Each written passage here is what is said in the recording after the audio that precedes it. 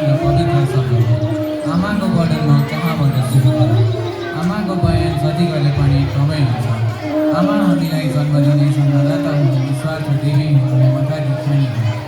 आमा शब्द मानवदेखि जनावरसम्म उत्तिकै प्रिय लाग्ने शब्द हो। जब आमाले हामीलाई 9 महिना गर्भमा राखेर दुःख कष्ट भोगेर जन्माउनुहुन्छ, हुर्काउनुहुन्छ, हाम्रा हरेक सपनालाई पुरा गरिदिनुहुन्छ, हाम्रा हरेक गल्तीलाई माफ गरिदिनुहुन्छ। आमा आफ्नो भोको पेट बसेर आफ्नो सन्तानको पेट भरिदिनुहुन्छ। आफू च्यातिएको कपडा लगाएर आफ्नो सन्तानलाई नयाँ नयाँ कपडा किनिदिनुहुन्छ। आमा भएर नै हामीले यो रमाइलो संसार देख्न पाइरहेका छौँ। त्यसैले हामीले आमाको सम्मान गर्नुपर्छ र आमाको सपनालाई पुरा गरिदिनुपर्छ।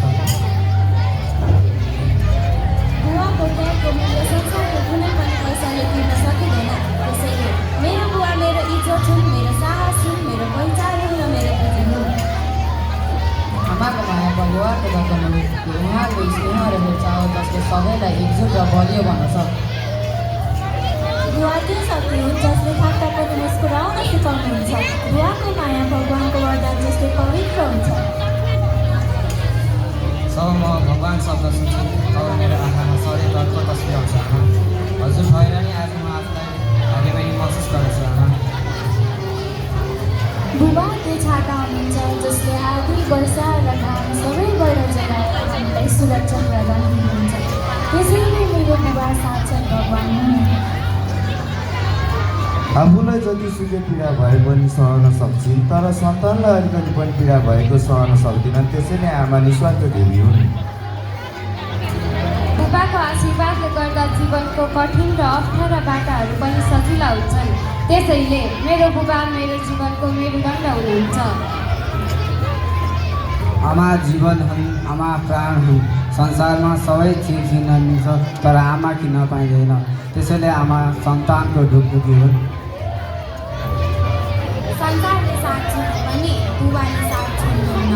बुबा सधैँ हाम्रो अगाडि होइन पछाडि उभिएर हामीलाई शक्ति प्रदान गर्नुहुन्छ। भोको पेटले खाना अनि दुखीको मनले सधैँ आमा सम्झिने गर्छ। त्यसैले आमा सन्तानको अमूल्य सम्पत्ति हुन्। बुवाको माया शब्दमा कम हुन्छ तर कर्ममा गहिरो प्रेम देखेको हुन्छ, जुन संसारको सबैभन्दा साँचो माया हो।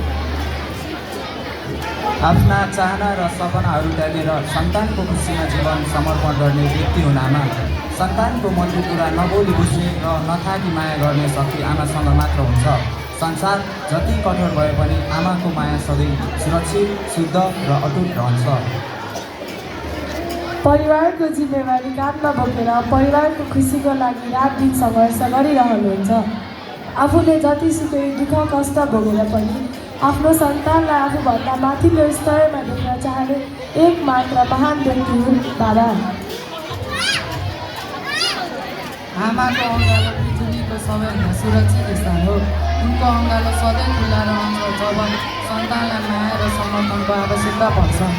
परिवारको जिम्मेवारी थाम्न सक्ने बाबाका ती हातहरू, दुःख र मेहनत गरेर कहिले नथाकेका बाबाका ती हातहरू, परिवारको चिन्ताले निदाउन नसकेका बाबाका ती रातहरू, कसरी बोल्न सक्छु र म बाबा हजुरले गरेका मेरा हरेक गल्तीका माफहरू।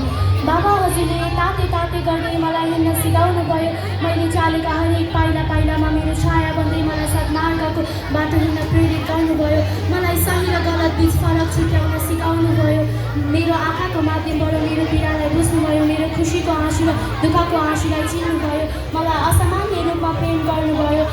मेरो सानो इच्छा पुरा गर्न हजुरले आफ्नो खुसी त्याग्नुभयो बाबा। त्यसैले हजुरभन्दा ठुलो व्यक्ति यस संसारमा कोही पनि छैन। हजुर भएर नै आज मैले निकै भाग्यमानी महसुस गरेको छु बाबा। त्यसैले मेरो बाबा मेरो भगवान हुन्, मेरो पहिलो नायक हुन्। धन्यवाद।